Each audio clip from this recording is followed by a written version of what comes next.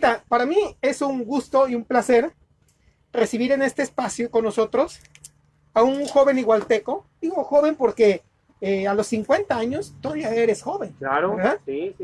Y sobre todo cuando te cuidas, ¿no? Es un médico profesional y un profesionista muy profesional, mejor dicho, Sí, un profesionista sí. muy profesional.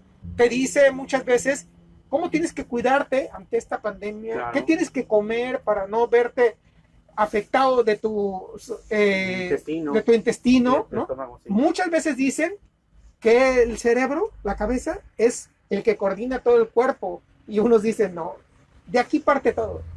De aquí parte todo. Si tú estás bien acá, estás bien acá. Sí, arriba. Así es como La dicen muchos. alimentación es la base de todo. Y sin duda alguna es un orgullo de nuestra ciudad de Iguala, Claro, ¿no? Muy sí. conocido de todos. Vamos a recibir sí, con un vamos a- aplauso al doctor Eric Rabolledo Garduño, Muy bien. gastrocirujano.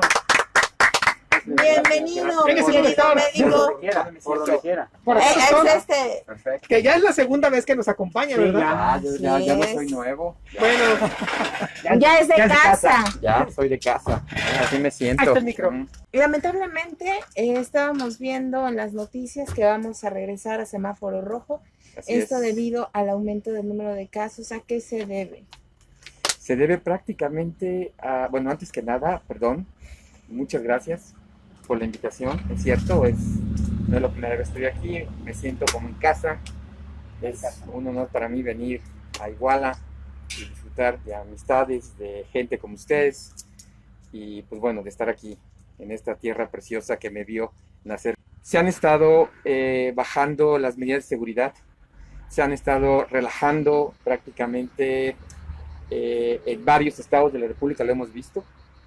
Se han venido festividades, se han venido suscitando también, ya entra la temporada, ya próximo ya la temporada de invierno.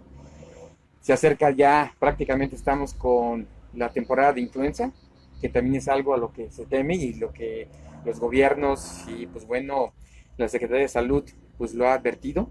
Viene la temporada de influenza, no solamente va a haber casos de COVID, sino también va a haber casos de influenza. Recuerden que también la influenza nos pegó hace muchos años Sí, y claro. también hizo de las generó suyas. un pánico. Generó un pánico y déjenme decirles que hay una foto que es, vaya, histórica, donde se ve el eje central Lázaro Cárdenas, lo sacó en un periódico, donde estaba vacío, que mucha gente se estaba prácticamente muriendo, ¿no? También por la parte pulmonar, la afección pulmonar, y que era realmente una afección progresiva súbita y los pacientes fallecían. Ok. Entonces, en parte se debe a eso, en parte se debe a lo que también comentaban aquí, la falta de esa sensibilidad que tenemos, porque pensamos que esto ya está pasando y esto no está pasando. Recordemos que la gripe española, si se acuerdan ustedes de la gripe española, empezó en 1918 y la gripe española terminó hasta el 1920, o sea, tardó 2 años en terminar la gripe española y fueron aproximadamente 40 millones de personas las que fallecieron. Dice que este tipo de pandemia se da cada 100 años, ¿es verdad? Sí, puede ser, sí, es cierto, sí, puede ser, se puede presentar de alguna manera cíclica. En aquel entonces, pues bueno, no tenemos la tecnología que tenemos el día de hoy. Entonces, sí, parte de todo esto también influye mucho la falta de sensibilidad, la falta de compromiso que tenemos los ciudadanos. Y no solamente es en México, sino también se lo han visto en Europa, hay países que ya están regresando también, países, por ejemplo, Austria, Francia, Italia, España, que ha sido uno de los países que también ha Más golpeado. golpeados. Sí, de repente, vámonos, cambiaron de semáforo, fueron saliendo, los ciudadanos fueron saliendo, fueron reactivando la economía, porque también tenemos que ver la parte económica. La parte económica, esta pandemia ha venido a revolucionar todo. Ustedes lo podrán ver, a principios de año nadie usaba cubreboca excepto nosotros los doctores. ¿Cuál era el estigma de alguien que usaba cubreboca en diciembre del año pasado y se te acercaba? Decías, Exagerado. ¿exagerado o qué tiene? ¿Tiene Ajá. gripa? Me va a contagiar, ¿no? El día de hoy lo ves diferente. Dices, no traes cubreboca, en lugar de decir, traes cubreboca, no, o sea, al contrario, ¿no? Dices, no traes cubreboca Y el no traer cubreboca también refleja una responsabilidad, viéndolo ya ahorita a estas alturas. Entonces, Bueno, pero médico, no sé si tuvo oportunidad de ver ahora en Día de Muertos, los niños iban sin cubrebocas a pedir calaverita y yo vi fotos en Facebook de muchísimos amigos en fiestas y sin cubrebocas. claro, claro, es muy cierto. Entonces, ahí, ¿qué es lo que está sucediendo? Que las autoridades tuvieron, y en las noticias salieron, tuvieron que clausurar fiestas de más de 100 personas. Hubo una actriz que se iba a casar en un lugar del centro histórico y le tuvieron que cancelar su boda. Fue muy comentado, ¿no? A última hora. Entonces, la falta de sensibilidad de las personas está haciendo a mí no me va a tocar, a mí no me va a pasar. No sabemos nosotros si ya estamos contagiados o si ya sufrimos el virus, porque hay muchos pacientes que pueden ser asintomáticos. Ahora, de la tasa que está viendo, hay, digamos que muchos pacientes están ya contagiados, ya han sufrido la enfermedad, y de los pacientes que han estado en etapa crítica, ojo, la gran mayoría se han recuperado. Se han recuperado. Eso es muy importante decir. Pacientes que han estado, obviamente, en terapia intensiva, han estado con deterioro grave, con afección pulmonar, se han recuperado. Sí, digamos que casi la inmensa mayoría, La ¿verdad? inmensa mayoría están recuperados. Sí, Porque- sí, Porque sí, vamos a exactamente. cerrar números, ¿sí? Vamos a cerrar números y digamos que si ha habido 1 millón de contagios, ha habido 100,000 decesos. Exactamente. Así es, ¿Sí? exactamente. Más o menos, al 5%, digámoslo, son Oye, Eric, y tomando en consideración tu profesión, que eres gastrocirujano, Sí. ¿de qué manera el COVID ha influido en los problemas gastrointestinales? Porque estoy bien cuando dije que es un virus que no reconoce condición, que cuando te ataca encuentra tu parte débil que a lo mejor no sabías tú o no la tenías desarrollada y de repente, ¡pum!, se te manifiesta, ¿no? Sí, claro. Es bien importante y que el auditorio sepa, bien importante, algo que quiero yo hacer mucho énfasis. Los coronavirus ya son conocidos. Este SARS-CoV-2, o sea, este COVID-19, ¿ok? Es el nuevo este. Exactamente. Sí, el coronavirus ya estaba. Son cepas y genomas diferentes, ¿ok? Este coronavirus entra al organismo a través de las mucosas, sobre todo respiratorias. De ahí que nosotros creo que nunca nos hemos puesto a pensar antes de esto cuántas veces nos tocábamos la cara. Pero realmente si las contáramos, nos tocamos muchas veces la cara durante el transcurso del día, que era una forma de contagio, ¿no? Por eso decían las medidas de seguridad, usa cubrebocas, lávate las manos o ponte sanitizante y, ojo, no te toques la cara. Porque en las mucosas, obviamente, respiratorias era donde entra el coronavirus. Entonces, entra el coronavirus y va a depender de muchas cosas, del huésped, de la persona. Uno va a depender del coronavirus que tenga la capacidad, o sea, la carga viral del virus, por decirlo así, haciendo redundancia. Otro es el huésped en el que entra, por eso hay grupos vulnerables, los diabéticos, los hipertensos, los pacientes con SIDA, los pacientes oncológicos, los pacientes inmunocomprometidos, los pacientes ya de una edad ya muy avanzada, que en esos pacientes obviamente alteran la respuesta inmunológica. Y otra es los mecanismos de coagulación que trae el virus. Hablabas tú hace ratito del aneurisma, hay trombos. Se crea obviamente una cascada o una lluvia, le hemos llamado, de citocinas que interactúan y van a formar trombos. Entonces, lo que debe ser importante y que el auditorio debe llevarse es que el virus penetra, ya lo dije, a través de las mucosas respiratorias. Entra y tiene que tener receptores para poder unirse. Hay unos receptores que tienen que ver con el sistema renina-angiotensina. Son los ACE2, que se encuentran en el tracto pulmonar, se encuentran también en el tracto gastrointestinal y en muchos sitios más. Entonces el virus entra y se engancha. Tiene que unirse a esos receptores. Y entonces se empieza a manifestar. Ojo, lo que voy a decir aquí es bien importante. Sí. El principal órgano en donde se ha visto mayor afección, mayor mortalidad y todo lo que hemos visto de pacientes intubados y demás es el pulmón. Pero el virus puede entrar y se ha visto que puede producir infartos cerebrales, puede producir vértigo, puede producir mialgias, que es dolor muscular, puede producir fatiga, puede producir un síndrome que se llama Guillain-Barré, que es una parálisis progresiva, ¿ok? Puede atacar también a las conjuntivas de los ojos, puede hacer conjuntivitis. Yo he tenido ya pacientes con conjuntivitis sin ningún síntoma respiratorio. Los mandamos al oftalmólogo, les hacen la prueba de COVID, la PCR, el hisopado, y salen positivos. Y su manifestación fue una conjuntivitis, no fue la afección pulmonar. De ahí entonces quiero explicarles a todos ustedes que no solamente el pulmón se afecta, sino también se afectan varios órganos. Entonces, conjuntivas, el sistema obviamente nervioso central, se afecta también el pulmón, se afecta el corazón. No sé si supieron que estuvo internado Platanito, este comediante, Sí. Sí. por una miocarditis. Hablabas también de cómo se manifiesta, hablando específicamente de tu La profesión. infección, claro, Sí, de cómo se manifiesta también en el sistema gastrointestinal. claro. Una conjuntivitis de repente la tratas, dices tú, y puede ser el caso del COVID, ¿no? Claro. Una sí, claro. colitis. No tanto una colitis. Voy a continuar un poquito en orden para el auditorio. Ok. Hablamos de pulmón, hígado también. Puede haber acción hepática, puede haber una hepatitis, puede haber elevación de las enzimas hepáticas que pueden ser provocadas por el coronavirus.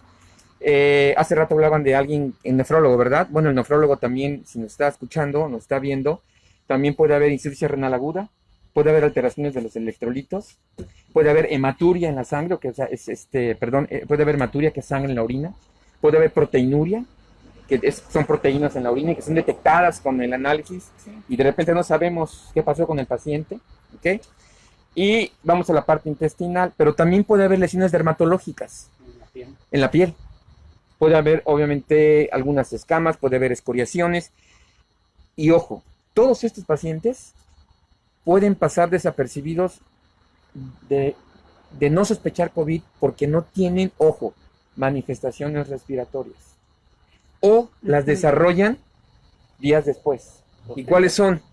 Un poco de tos, un poco de dolor de cabeza, un poco de rinorrea, que es Escurrimiento nasal, y nada más. Y fueron pacientes que tuvieron COVID. En cuanto a la parte gastrointestinal que sí me corresponde, déjame decirte que uno de los síntomas de los cuales podemos nosotros sospechar que el paciente tiene COVID el día de hoy, y me ha tocado verlos, es la falta de apetito. La falta de apetito ocurre aproximadamente en un 30% de los pacientes que pueden tener COVID, y la afección puede ser el intestino. Y voy a decir por qué, ¿eh? Porque en el intestino les comenté que hay unos receptores, AC2. Bueno, estos receptores se encuentran en mucha cantidad mayor en el intestino. Entonces llega el coronavirus, ¿y a dónde se va? A donde hay mayores receptores. Y es en el tejido intestinal. Entonces, al momento de que se engancha, pues entonces produce anorexia. Puede haber náusea, puede haber vómito y puede haber diarrea. Hay un estudio chino, excelente este estudio, porque ahorita pues están saliendo, híjole, hasta hace todavía unos meses había más de 30,000 artículos. Ahorita todo está invadido por COVID. Hay muchos artículos, muchas publicaciones. Y no hablemos que podemos tocar también en la mesa lo bioético, a quién sí y a quién no, ¿no? O sea, a qué pacientes sí se le debe intubar, a qué pacientes no, etcétera, etcétera. Ya se está hablando de esa parte bioética que debe tener el profesional de la salud junto con todo el personal de la salud en un instituto, ¿no?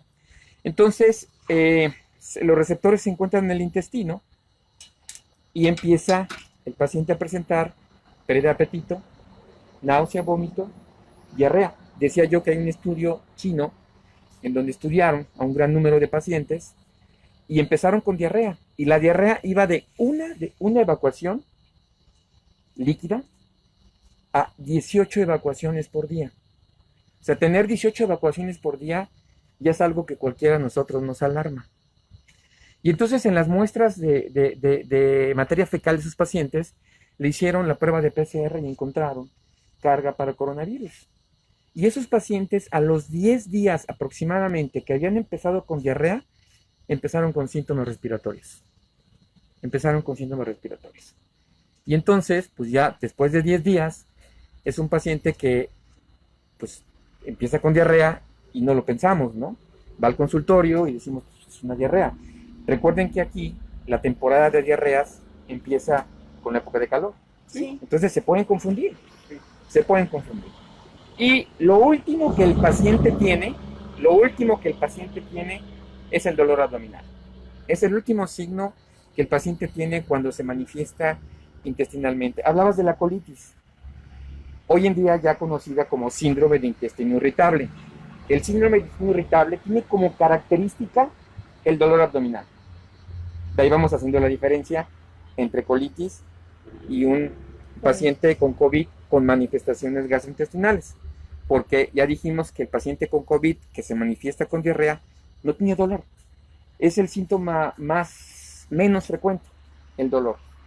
Se han reportado casos de sangrado de aparato digestivo. ¿Pero hay fallecimientos? No hay fallecimientos. Eso es bien importante. Qué buena pregunta. No hay fallecimientos. No se ha reportado hasta ahorita ningún caso a nivel mundial que esté comprobado que haya habido un fallecimiento por manifestación gastrointestinal. No está comprobado. No está reportado en la literatura. Lo que sí hemos visto, déjenme decirles, y no me ha tocado a mí, pero han visto, la semana pasada estábamos en un webinar con un infectólogo del hospital Manuel T. González, y nos decía que ellos han tenido casos de apendicitis con COVID. Entonces ellos sospechan que quizá a lo mejor han tenido relación. Tampoco esto es afirmarlo, pero sí han tenido algunos casos donde tienen apendicitis. De muchas coincidencias. Exactamente, y tienen COVID. Entonces, esas son las manifestaciones que se presentan. Entonces, en una colitis, el principal síntoma cardinal que te refiere el paciente es que lleva ya muchos meses con dolor abdominal y, ojo, ese dolor se alivia con la defecación.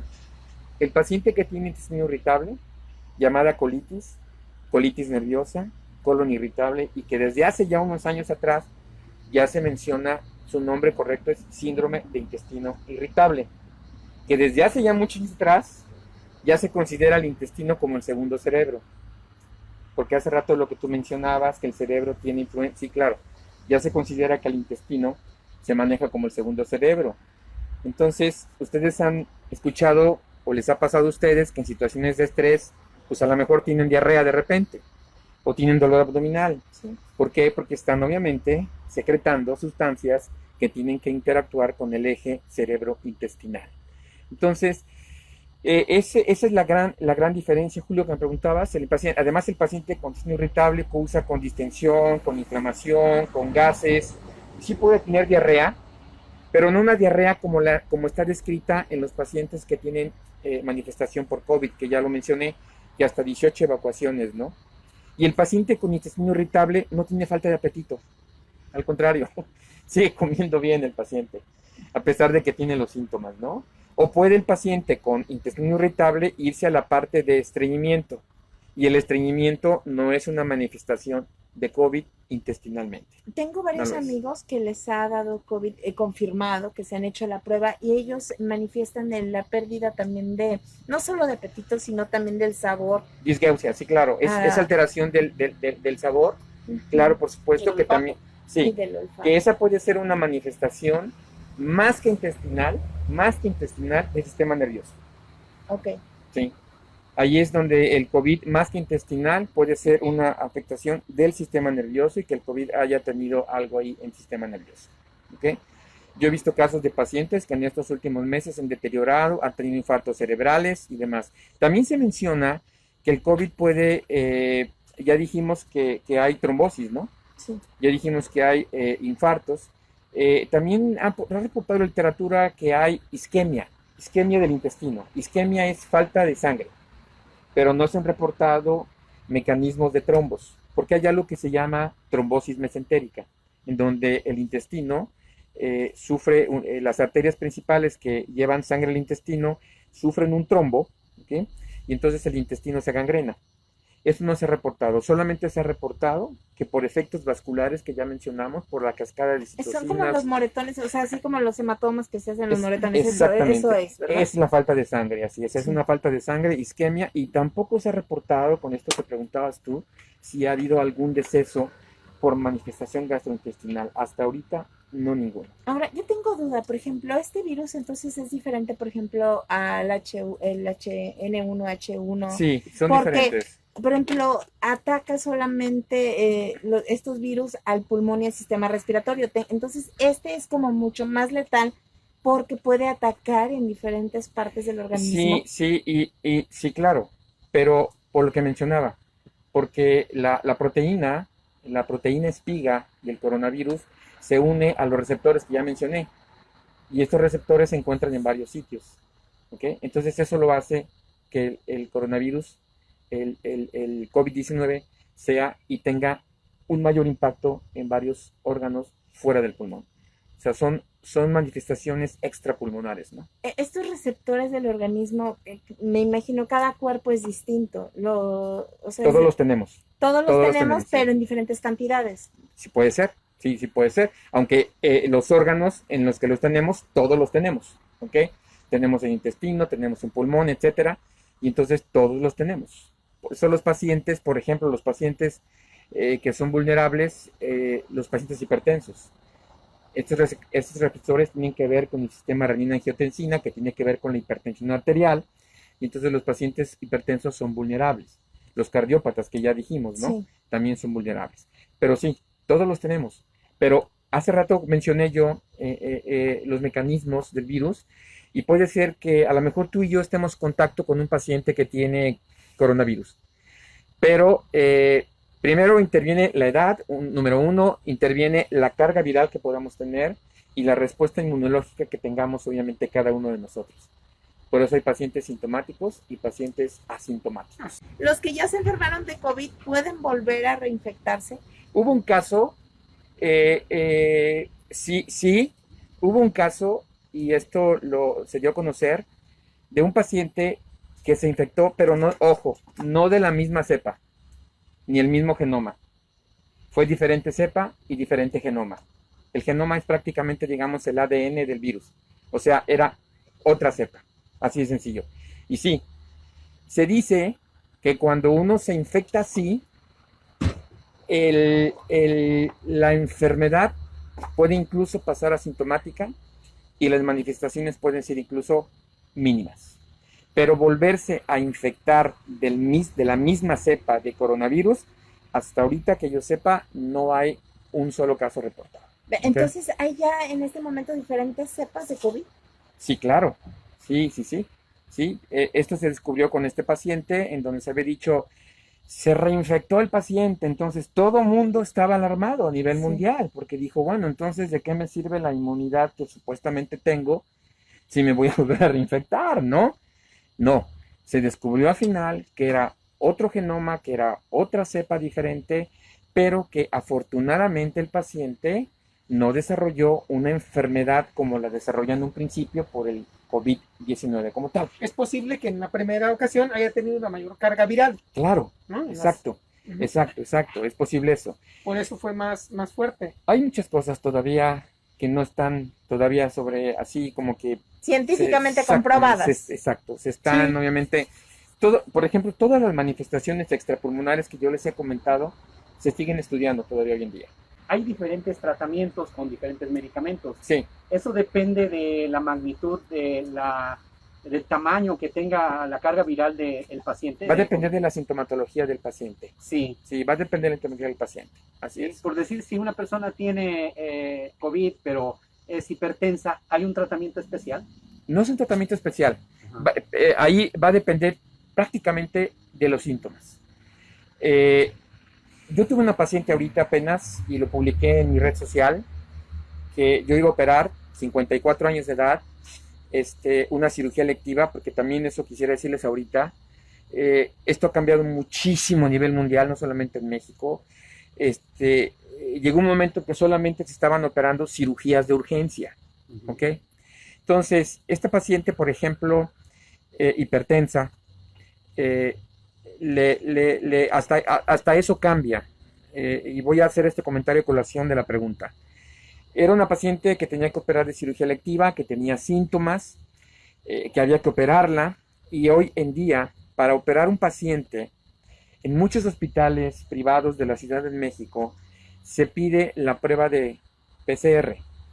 Esa prueba de PCR, si el paciente, por ejemplo, se va a operar el día viernes, tiene que hacérsela el día miércoles, para que el día jueves en la tarde esté la prueba, y si sale negativa, se puede operar el viernes.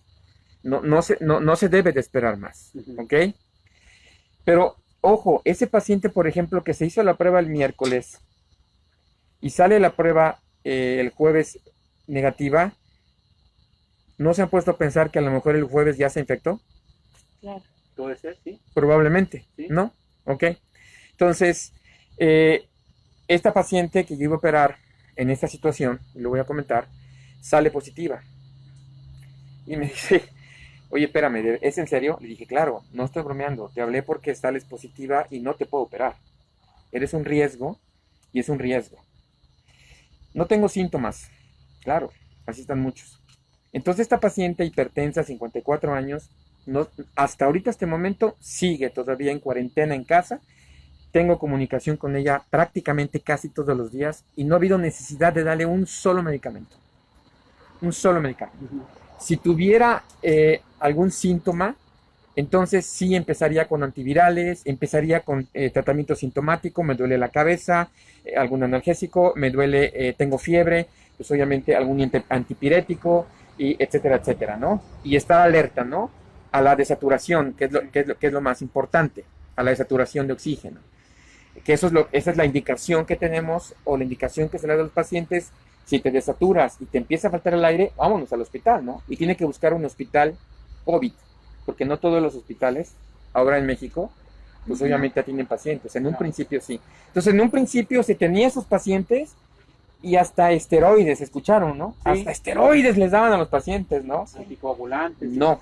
Los esteroides se daban realmente cuando el paciente ya tenía una situación crítica, cuando el paciente ya estaba intubado, cuando el paciente había ya que disminuir toda esa respuesta inflamatoria que tenía el paciente para hacer que los pulmones bajara la inflamación, bajara obviamente todo esa lluvia de citocinas que pudiera causar coágulos en diferentes partes del organismo. Uno de los sitios es pulmón, ¿no?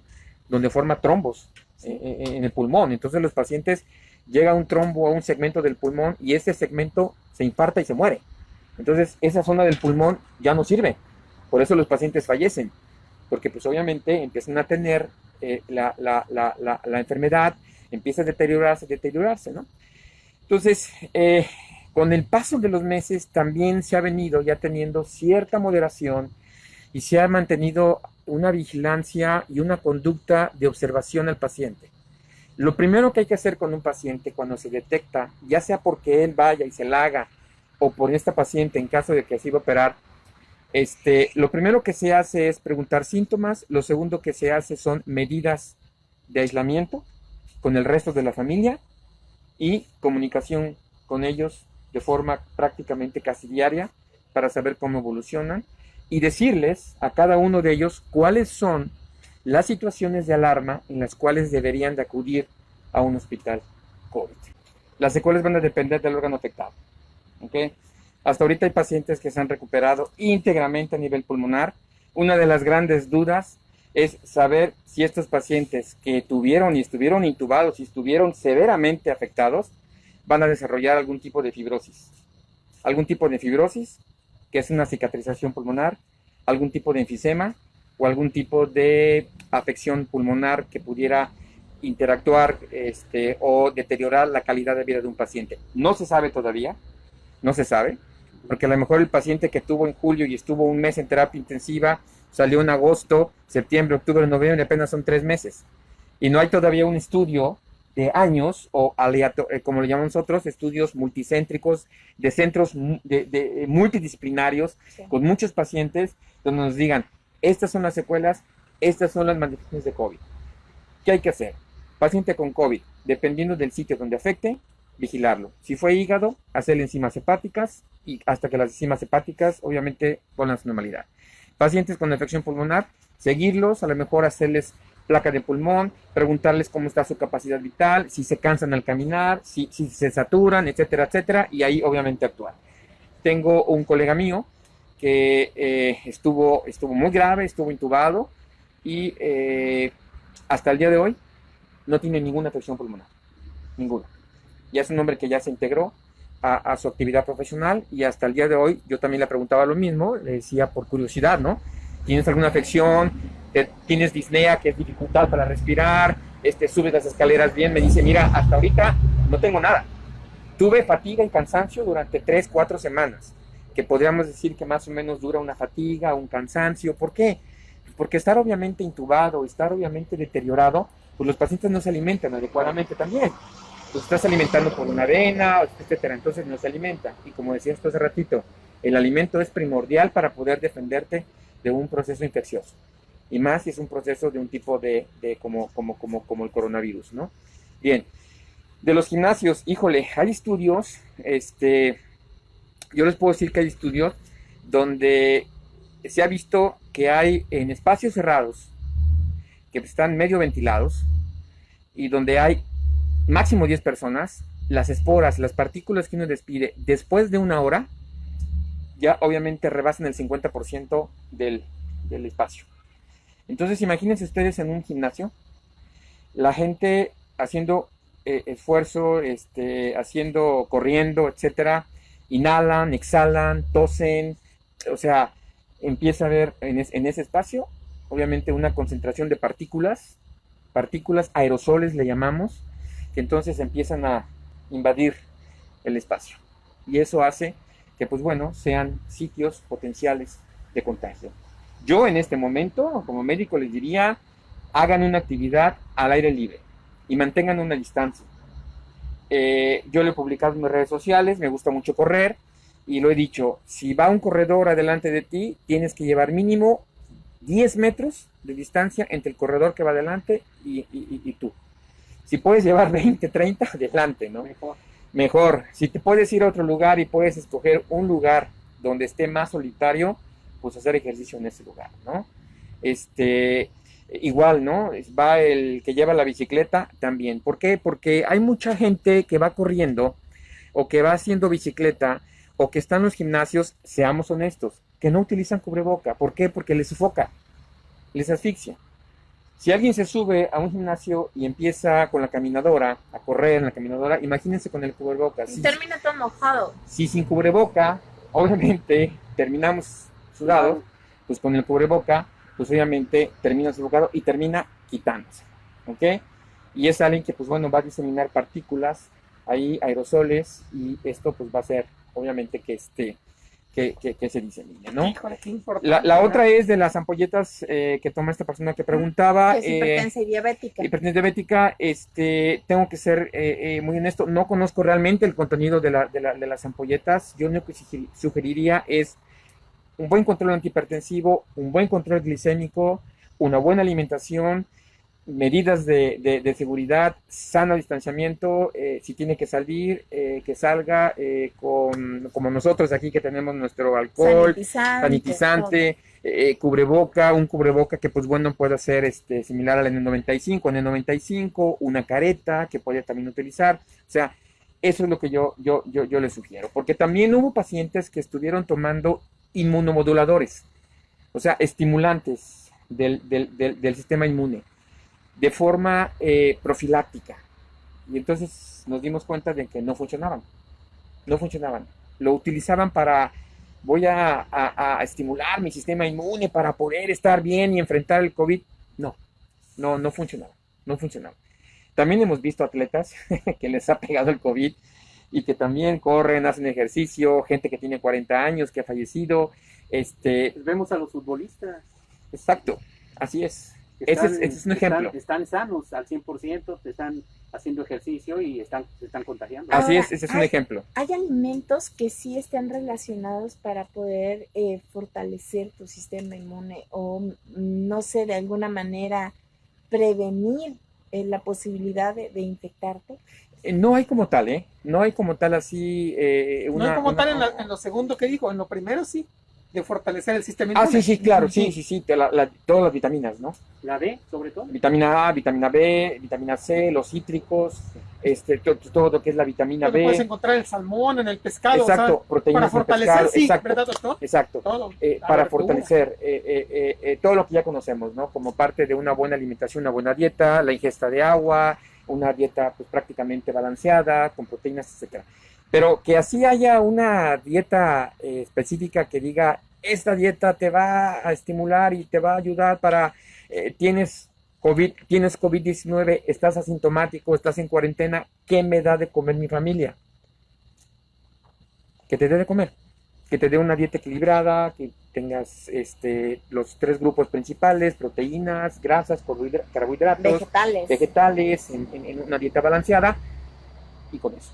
En alguna ocasión yo le preguntaba a un nutriólogo qué multivitamínico tomar en esta temporada. Ella me decía, ¿para qué tomas vitaminas? Come bien. Las mejores vitaminas las vas a encontrar en los alimentos. Exactamente, yo también opino lo mismo. La indicación de ¿Eli vitaminas... Rebolledo no toma vitaminas? Sí, he tomado suplementos alimenticios en algún momento que tienen vitamina B1, vitamina B6, vitamina B12, ¿ok? Y en algún momento, hace un par de años, estuve tomando mucho vitamina E. Que ¿La me ayuda alternas bastante. con tu alimentación? Exactamente, lo alterno es un complemento Porque además de mi te alimentación. encanta guisar. Ah, no, sí, claro, por Tienes supuesto. que venir ¿no? a la casa de Laura y prepararnos algo. Por Con mucho favor. gusto, cuando me invite, claro. No, No quiero decir Ya nada. está la invitación. En la próxima tienes que venir y tú nos dices y nosotros compramos los insumos y nos dice, ahora les voy a preparar tal cosa. Y Les lo hago. hacemos. Les hago Es más, así. le voy a decir que sea algo de salmón. Claro. Una sí, receta que de nos salmón. Salmón a encanta. las hierbas. Eso, lo que ustedes gusten. Y si lo claro que preparamos sí. aquí al aire libre en el asador. En un mucho asador mejor. estaría Y increíble. le echamos polifenoles, que es vino tinto, como antioxidantes, como protectores del corazón. Sí, sí, sí. Una copa de vino tinto. ¿Sí es recomendable, doctor? ¿Tú una sí la copa- recomiendas? No, claro, sí, una copa ¿Sí? de vino tinto para las mujeres es suficiente. Para los hombres, por constitución y demás, son 2 copas de vino tinto, ¿no? Prácticamente para los hombres son 2 y para las mujeres es 1 al día, claro. Mucho se A tu está hablando esposa. de factor de transferencia y se está hablando de inmunocal. Sí, se está tocando mucho eso. Hay muchos pacientes que me lo han preguntado. Yo vuelvo a lo mismo, realmente, como lo dije hace rato, y moduladores, etcétera, etcétera, tienen que ser bien indicados. ¿Ok? Ahora, que sí funcionan algunos, sí, claro, eso ya está en la literatura, que sí funcionan, sí ayudan, sí estimulan, pero que definitivamente sean así como que la piedra angular totalmente, no. Van acompañados de algunas cosas más y ojo, tienen que ser evaluados individualmente. O sea, no aplica para todos los pacientes. Exacto, no aplica para todos los pacientes. Igual como dije hace rato, el esteroide, ¿no? Sí. Que todo el mundo ya tenía un poquito, apenas le diagnosticaron la PCR positiva y ya se estaban poniendo el esteroide. Apenas se lo estaban poniendo. Yo tuve casos así. Y iba a tener mayores efectos secundarios. Claro, porque no lo necesitas, porque Sí. estás asintomático, porque si estás asintomático, es 1, o apenas estás empezando y no tienes síntomas, o 2, tu sistema inmunológico te está respondiendo de maravilla. Claro. De maravilla, ¿ok? Entonces no hay que tomar nada. Yo he visto ¿Cómo se pacientes compone alguien de COVID con asintomático?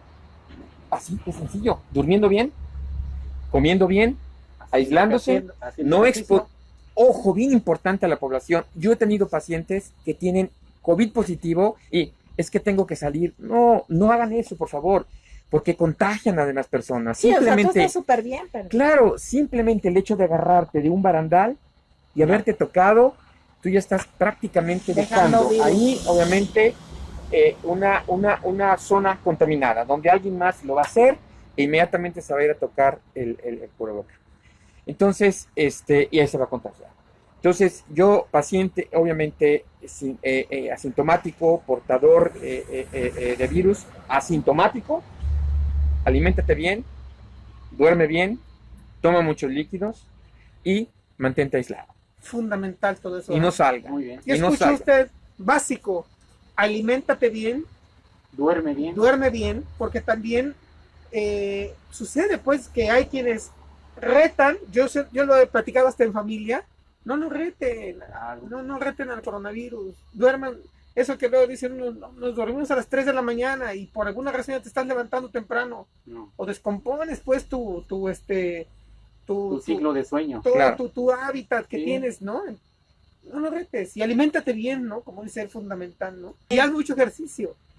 Exacto. Haz mucho ejercicio, mucho ejercicio. O al menos actividad física, ¿no? Sí, Dependiendo, tener ¿no? actividad. Lo acaba de decir el doctor, hasta, dice él, buscar un espacio ahí donde sea, hasta en la silla puede usted hacer esto, mire, en la sillita, está fortalecido, ¿verdad? Claro, Ya claro. se siente el esfuerzo, los brazos, y ya estoy haciendo un rato de ejercicio, checo mi tiempo, 20, 25 minutos, aquí mismo puedo comenzar a hacer esto, mis piernas también, fortalecer aquí, y hasta siento uno la fatiga. Así es. Hay muchos tutoriales para que puedas hacer ejercicio en casa. Muchos. Hoy que tenemos esa gran ventaja en Sí. YouTube, te metes y ahí lo checas. Rápido. Sí. La vitamina D sí ayuda. Mucho se está hablando de la vitamina D. D. Ujú. Vuelvo a lo mismo, o sea, perdón que sea muy insistente en esto, reiterativo. Sí ayudan los multivitamínicos, si se tiene una buena alimentación, debe de apoyarse obviamente, sí, en algún multivitamínico. Digo, no quiero mencionar nombres, pero sí hay varios multivitamínicos que sirven y funcionan. Sí ayuda, claro que sí, por Di supuesto, uno, en doctor, concreto al sí ayuda. público, di uno. Pues eres Pero un es médico. que estos van a depender, es que algún médico a mí en alguna ocasión me dijo, ¿sabes qué? Es que, por ejemplo, si tú tienes bien, o sea, vitamina D, por ejemplo, está bien tu organismo, si te tomas el multivitamínico que tenga vitamina D, por ejemplo, a ti no te va a hacer nada, no te va a servir porque tú estás bien de la vitamina D. Necesitas hacerte un estudio para ver cuáles son tus deficiencias para poderte recetar las vitaminas. ¿Esas sí, Podemos, sí, médico? podemos pasar a la otra parte que es hipervitaminosis. O sea, sí. aquel paciente que se está tomando multivitamínicos, sí, así es, sí se puede. Multivitamínicos, y entonces estamos viendo que nos estamos pasando al otro extremo, ¿ok? Es como el paciente que ¿Qué estamos está alimentando. sucediendo? Y que Sí. lo ideal es acudir con Sí. un médico para que él te indique. Eso es lo ideal. Lo que acabas de decir, eso es básico. Por favor, yo siempre lo he dicho en mis redes sociales, no se autoprescriban, de verdad, no tengan confianza en su médico, ¿ok? Si no tienen confianza en uno, pidan una segunda opinión, una tercera opinión, pero no se autoprescriban, y menos en estos tiempos de COVID, en donde realmente hay medicamentos que no necesitamos, y solamente tomar los que sí necesitamos y aquellos que realmente están sintomáticos. Los que están asintomáticos, pues ya mencioné yo ya las Claro. medidas que yo recomiendo, ¿ok? Y yo creo que yo diría no sabemos, yo no sé, por ejemplo, si ya me contagié, como dije hace rato, ahorita me tomo una prueba de PCR, me la entregan en 2 días y sale negativa, pero a lo mejor mañana en la mañana voy a un restaurante y me infecto. Pero el domingo que yo vaya por mi prueba, digo, estoy negativo, pero un día antes a lo mejor ya me infecté, ¿me entiendes? Entonces no podemos ir tomándonos pruebas de PCR. Es muy cierto que muchos que a lo mejor no hemos tenido síntomas, a lo mejor ya nos contagiamos. Y también es muy cierto que muchos que se han estado cuidando probablemente se van a contagiar. Eso es muy cierto. En México se estaban dando muchos casos de pacientes que resultaron positivos y que tuvieron síntomas que decían, pero es que yo estoy guardado. Pero ojo, pedían comida a domicilio, pedían servicio de supermercado a domicilio. Y en algún momento que me hicieron a mí una entrevista, yo mencioné, llega al súper y usted tiene que hacer cada cosa, tiene usted que desinfectarla, que lavarla. Y ojo, no meterla al refrigerador sin haberla desinfectado, sin haberla lavado. Tiene usted que haberla lavado. Entonces la alimentación ahí, el cuidado de los alimentos que nos estamos llevando es básica. Todavía hay estudios también que dicen que si el coronavirus se puede en algún alimento contaminado. No está establecido, no está claro.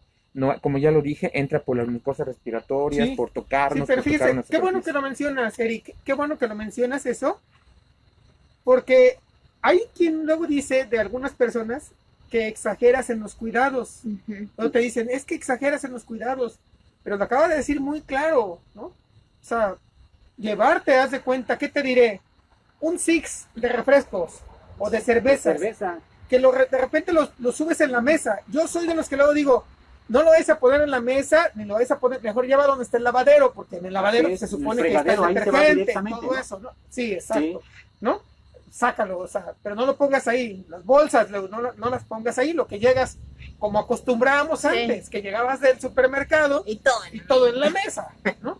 Unas latas que ahí estás abriéndole, las sacas y mejor de una vez, sácalas y una por una hay que desinfectarla. Además, eso está relajante y estar echando. Yo lo que hago... Puedes Julio, echarlo en un sí, trapito, tu desinfectante, Sí. que es muy, y no me dejarás mentir, muy recomendable ahora el de sales de amonio cuaternario, ¿verdad? Sí, sí, sí, claro. Que hay hasta de cuarta, quinta, y nos dijo Sexta. Marco Sierra que hay hasta de sexta Sexta generación ya, Sí. ¿verdad? Aquí dice en la etiqueta, En la ¿no? etiqueta. Ahí dice, se lo echas a tu producto o en un paño, y con limpias. ese paño hay que pasarlo en todo, ¿no? Yo lo que hago, Julio, es cuando voy al súper, voy a la comercial, a cualquier otra tienda departamental, llevo ahí mi líquido Atomizador, y cuando saco del carrito a la bolsa, lo voy de a Claro. uno por uno. claro. Luego me dice, hay gente, eres exagerado. Pues ni modo, yo Claro. soy así. y prefiero cuidarme. Exacto, esa es una medida que yo recomiendo mucho. Recuerden antes que hacíamos, íbamos al Oxxo, pero bueno, a una tienda de autoservicio, íbamos, sacábamos un refresco, ¿qué hacíamos? ¿Un trapito o un Kleenex? Y vamos, ¿sí o no lo hacíamos? Sí, Sí. Ya acabó esa época, ya acabó. Estamos viviendo otra. claro. Estamos viviendo otra época en la Más que digo, difícil. exacto, ya utilizamos, ya desde el momento que uno toca, chin, dice uno, caray, no traigo, chin, ya no te lleves esta mano a la cara, ni la toques, ni nada, ¿no? Está, O con sí. con el mismo gel de la tienda, ¿no? Pero fíjate que lo de las Exacto. latas, Eric, yo me acuerdo que antes de lo del COVID, digo, hoy, después de esto que estamos viviendo, si no aprendemos la lección para protegernos de muchísimas enfermedades que pueden desencadenarse, digo, de nada sirvió, ¿no? Para muchos. La lección. Sí. Pero yo recuerdo que una vez leí, creo que fue una nota en el Universal, que por cierto es el periódico de tu familia también, Ujú. ¿verdad? El Universal, ¿verdad? Durante muchos años, ¿no? ujú, ujú. Sí. Te digo porque luego pasaba ahí a la farmacia Sí. y estaban ahí Tulio o Ulises con el Leyéndolo, Universal. sí. Sí. Yo leí una nota de que lo de la lata es verdaderamente de cuidarse, porque dicen que generalmente los six de refresco por el dulce que tienen ahí, de las latas, que los llevan a las bodegas y los apilan uno con otro, son muy frecuentados por las ratas, Sí. y que las ratas ahí es donde orinan, Exactamente. donde orinan la rata, sobre Sí, todo en la noche, ¿no? O defecan. O defecan. Y queda, ya ves que queda alrededor Sí. que hace como un canalito Exacto. alrededor, ¿no? Entonces yo leí que, no recuerdo qué tipo de enfermedad, pero que era hasta, Para el cerebro. que podía afectar muchísimo al cerebro, que por eso había que desinfectar siempre una lata de refresco o una lata de cerveza. Sí, así es. Y hay que hacerlo ahorita, ¿no? Yo, se los digo yo, un comentario que también quisiera que el público escuchara es que todo esto ha cambiado muchísimo. Nosotros, por ejemplo, en un momento dado, el Colegio Americano de Cirujanos, que es una máxima autoridad, mencionaba que las cirugías que tenían que ser abiertas, prácticamente todas, ¿no? Porque si metíamos el laparoscopio, al momento de que lo metíamos, salen sustancias, porque utilizamos un gas, salía el gas y podíamos todos vernos contagiados. Era un terror en un principio entrar a aquellas cirugías que eran urgentes, porque hay un paciente que tiene una úlcera perforada, aquel paciente que tiene una apendicitis, aquel paciente que tiene una vesícula ya aguda, no los puedes diferir, tienes que entrar. Incluso eran de los padecimientos que mencionaron, donde los hospitales privados iban a apoyar a los hospitales institucionales para descargar pacientes, ¿no?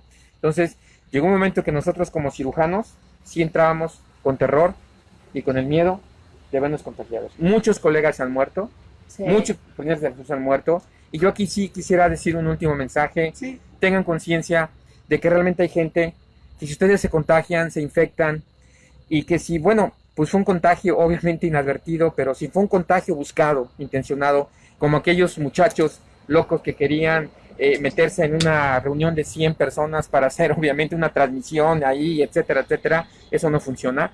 Pero tengan en cuenta que hay gente que en estos momentos que estamos haciendo la charla ahorita, está recibiendo en estos momentos a un paciente con COVID en cualquier Sí. parte de México, un paciente con COVID y que ese doctor, ese enfermero, esa enfermera, incluso el personal de intendencia, el que hace el aseo, le salpica, etcétera, se ven contagiados. Sí. Vaya mi admiración y respeto, y quiero decirlo aquí, a todos esos que están obviamente en el frente. Yo afortunadamente no me tocó ahorita una institución, me hubiera tocado a lo mejor cuando yo hice mi residencia en cirugía en centro médico, que sé que ahorita pues bueno es un hospital donde también a cada rato hay pacientes COVID. Entonces, por ellos hay que tener prácticamente, de verdad, por esos profesionales de salud que se están desgastando, que están luchando, que están realmente intentando parar todo esto, deberíamos de tomar esto más en serio, con mayores medidas, con mayor precaución y cuidarnos todos. Porque si yo me cuido, te cuido a ti. Así es. Si tú te cuidas, me cuidas a mí. Y si yo cuido, no me vuelvo estadística, ni los convierto a ustedes en estadística tampoco. Así de sencillo, ¿no? Claro, vamos a brindar un aplauso a Eric Rebolledo. Gracias, No, gracias. gracias, médico. La verdad que qué interesante entrevista y sobre todo, pues muy buena la información para quitar a lo mejor algunos tabús que teníamos por Claro. ahí, algunos pendientes, Es lo más importante. que nos dé la información porque Así es. nos va a ayudar muchísimo y sobre todo a la población. Claro, claro.